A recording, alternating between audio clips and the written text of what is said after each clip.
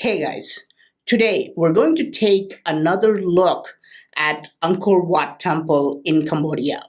We always hear that Angkor Wat is the largest temple in the world. But the real mystery is not that it is the biggest. The real mystery is that it also has the smallest carvings in the world. For example, if you look at this pillar, you will see that there are carvings which completely cover the entire pillar. But you cannot understand them unless you take a closer look because these carvings are very tiny.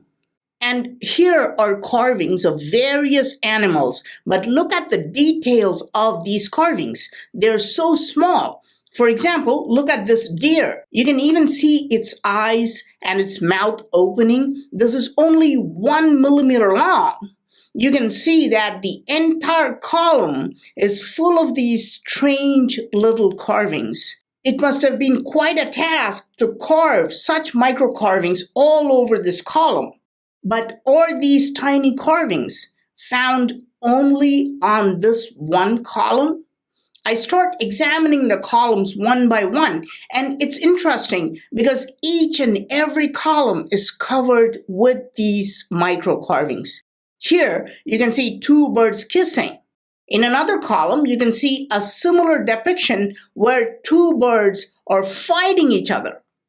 Again, the details are in millimeters. You can see the bird's eyes, its head plume or top knot. You can see its wings wide stretched and even its tail, and also the legs complete with talons. All this is carved in an inch or two and repeated with perfection to create an insane matrix on the pillar. There are columns which show apes doing various activities. There are micro carvings which show many other interesting patterns which completely fill up the entire facets of the columns. You may not believe this, but every column I look at is covered with these carvings. This is insane. Because today there are a total of 1,532 columns in Angkor Wat Temple. And all of them have these carvings. And there are so many columns destroyed and lying on the ground. And they're also covered with micro carvings. Here's another fascinating detail on the columns. Even if they carved deities, they covered the rest of the column with micro carvings. They carved flowers, leaves, and they never left any space blank. Forget about building the largest temple in the world. Imagine the task of carving every inch on every column of this temple. But are these carvings found only on columns? As I start getting fascinated by these micro carvings, I realize that they stretch beyond the columns. They also stretch above, on top as well. If you look at the top beam, even that has tiny carvings. This is weird, so I start looking around at the walls. And I'm shocked. Look at the walls. Everything is filled with these carvings. Zoom in and you will see various types of flowers, leaves, creepers, ornamental hangings. It's crazy even to say this, but this is what I'm saying. Every inch of the world's largest temple is covered with carvings. You cannot even find 1 inch in this entire temple that's blank, that's not carved. So imagine building a temple that stretches for 400 acres and filling every inch with tiny little carvings. This would have been a monumental task. But did they really carve every inch of it? Here's a giant wall that stretches forever. And right away, you can see that it has beautiful carvings all over it. This is just one photograph of a small part of this wall. And in this alone, you can see more than 80 warriors, several gods, and a dozen animals carved. Each warrior is doing something unique. One guy is shooting an arrow, another guy is wielding a sword, one guy is using a shield, etc. The details are so vivid. You can even see different expressions of anger, fear, and even dejection and satisfaction. How could they carve that much details in such a small area? In the center, look at this bird. In one hand, he's holding a horse. On the other hand, he's holding another horse. I can talk about this all day because the details are insane. The really interesting part is what you're looking at is just about 10 feet in length, and these carvings stretch for many hundred feet on this wall alone. Imagine the number of fighters and details carved all over this wall. It's weird because you can understand that the sculptors did not get enough space to make the carvings they wanted in the world's largest temple. It almost seems like they had to cram in a lot of details. Look carefully. Do you see any space that is not carved? It's completely filled. The sculptors could not get enough of this. And some of you may think, well, this is a battlefield. Sculptors wanted to show a very crowded, chaotic battlefield filled with people. But look above the battlefield. Look at the patterns carved. This is not the battlefield. They could have left it empty, or at least they could have just made simple designs. But no, they were carving a plant-like design with various leaves. On top of that, they carved some ellipses. On top of that, they carved animal faces. On top of that, you can see birds with wings spread out, and it goes on. But I'm not fully satisfied even after observing these walls. I don't believe that a temple stretching for 400 acres with a pyramidal height of 200 feet can actually be carved every inch. This seems humanly impossible. So I'm going to go to the outside of the temple. Nobody observes the temple from this point. You see, the base of the temple is raised to 12 feet. Above that base, we can see people walking inside the temple, and on the walls there are carvings in every inch. But what about the base of the temple itself? Nobody in the right mind is going to go in the grass and look at the base of the temple. Did ancient builders carve every inch of that base? I'm very curious, so I'm walking to the base. What do you think? Are there micro carvings there? As I get really close, I see tiny little carvings completely filling up the base as well. Think about it. Nobody is going to walk around here. Not only today, even in ancient times, nobody's going to come to this place and see what's here. Perhaps 1 in a million visitors would come here and take a look at this area. But even here, the ancient builders did not just carve one pattern repeatedly, they carved so many designs. See, from the top to bottom of the base, there are so many varieties. I could spend all day analyzing these carvings. Garudas, deities, flower patterns, lines, chakras, circles, even animal faces are carved on them. And the bottom is eroded because of nature. So I walked through the entire stretch of this side. And this is pure insanity because there's not a single inch left blank. So the ancient builders covered every inch of Angkor Wat with carvings. Take a minute to think about doing something like this today. Angkor Wat is about 300 times the size of an American football field. It stretches for 400 acres. Let's take only 25% of this. Let's just take 100 acres. Let's ignore the steps on the moat, protective walls, etc. They won't have carvings because they're just accessories surrounding the actual temple.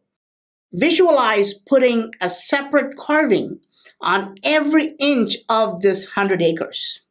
Let's imagine doing something simple, right? Let's say I want you to make a pizza that stretches for 100 acres. This is impossible. Somehow, you do manage to make a cheese pizza that's 100 acres wide. But now, I come to you and I say, good job, you've made the world's largest pizza. But that's not enough. Now, I want you to fill every inch of this pizza with a unique topping. 1 inch should have mushrooms, 1 inch should have onions, 1 inch should have olives, and one topping should never repeat anywhere else in 100 acres. Do you honestly think you can do this? This would be impossible even if you're a world-class chef. But this is what the ancient builders have accomplished in Angkor Wat. I mean, how did they accomplish such an impossible task? I'm getting really frustrated with these ancient builders. Now, I'm hell-bent on finding an inch that's not carved. I mean, there should be at least 1 inch in this entire temple that's not carved, right? So I examined this entranceway in Angkor Wat. If you look at the top line, you can see a series of small flower-like patterns. Below that, you can see a beautiful carving. This is definitely a war scene, eroded a little bit. But look at the bottom of the same block. They carved even that part with circular patterns. Let's go to the next level. Now we're looking at the frame of the entrance. There's a lot of erosion and corrosion because this temple is at least 900 years old. But you can see that even the tiniest strips are carved. These strips are just a few millimeters wide, but they've carved even on those thin strips. And then I strike gold. Look at the sides. It's very smooth. There are no carvings. Here you can see carvings on the outside, and here also you can see the carvings. But the L shape between these areas are completely smooth. They don't even have one carving. So I was wrong when I said ancient builders carved every inch of Angkor Wat. They did leave some areas uncarved. But why? This does not make any sense. Why would the sculptors be so stupid to carve vertically on top of the entrance where nobody is going to see them, but leave the sides, which would be seen by every visitor? The answer lies at the bottom. Look here. You see this hole? Yes, it's eroded, but this is a square hole. Look on the other side. You see this hole? Now let's look at the top and confirm if there are holes on the top as well. And sure enough, yes, there are 2 holes on the top as well. Now we understand why these areas were not carved. Originally, there were 2 doors placed in this entranceway. The holes were used as hinges for the doors. And the door sides would completely cover these 2 areas which are not carved. So the doors would block these 2 areas all the time. So nobody can see these areas. This is why ancient builders did not carve these areas, because nobody will set eyes on them. So what will the people see instead? They would see spectacular carvings on the wooden doors. This is not just a theory, because we do find remnants of these wooden blocks which supported the wooden doors. You see how richly carved this wooden block is, even after all these centuries. Again, not an inch is seen without carvings. There is no doubt that large wooden doors, richly carved, would have been placed in every doorway. So my initial finding was that every inch of Angkor Wat temple was carved. But that theory is incomplete, okay? The ancient builders only carved every inch you can see. If you cannot lay eyes on an inch, if no one can see a particular inch, then the ancient builders did not carve that inch because it's a waste of time to carve even an inch where nobody can see. Look at this area. I told you about these circular flower-like patterns. And these flowers would be seen only when the doors are open, but they carved this area also. Only 1 in a million would observe these by directly looking up while standing in the doorway. But they did carve this area to satisfy a freak who's going to observe this. But even in this strip, notice they did not carve all the way. They left it blank for a few inches here and there because those areas would always be covered by the door all the time. So they will never be seen.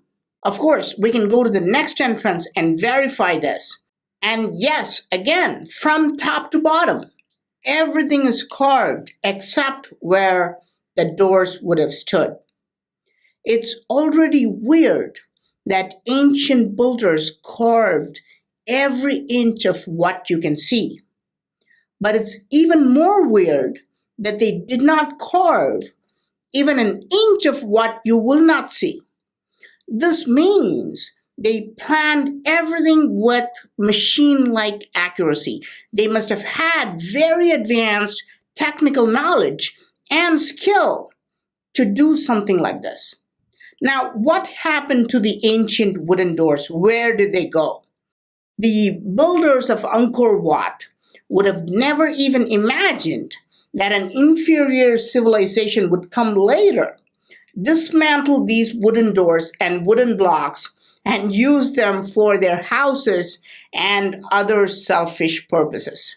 In fact, the World Monument Fund is now trying to put new wooden blocks on the ceiling all around the temple. They're trying to recreate what the ancient builders originally had.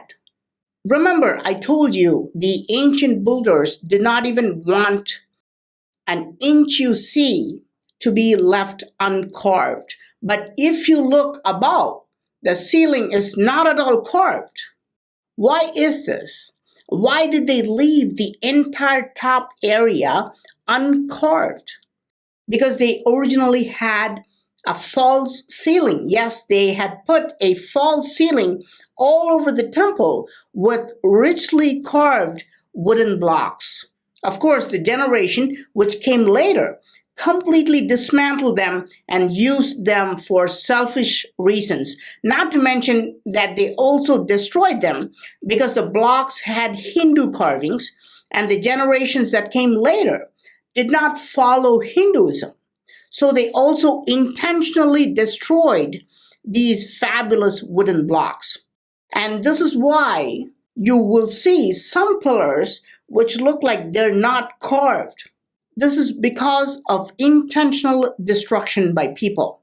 Now, these are micro carvings. They're only 1 or 2 millimeters deep, and you can destroy them very easily. You can just take a handful of sand and just rub it on the face of the sandstone, and the carvings will start fading away. And this is what they did. The inferior civilizations did many things like this. They sand filed these blocks. They put their own inscriptions on these pillars to claim it was their work. Some tried to destroy all these pillars unsuccessfully, and they also tried to deface all the Hindu carvings unsuccessfully. But in their defense, it's humanly impossible to destroy every inch of 100-acre area. But the real question is, how was it possible to carve every inch of what you will see in this temple? In my previous video, I talked about how ancient builders were processing 1 ton of rock every minute. That 1 ton also includes carving every inch of that 1 ton rock. Is this even humanly possible? What happened to those ancient builders? How did that civilization disappear? Please let me know your thoughts in the comment section. I am Praveen Mohan. Thanks a lot for watching. Don't forget to subscribe and also click on the bell button to get all the updates. Please give it a thumbs up and do share it with your friends. And I will talk to you soon. Bye.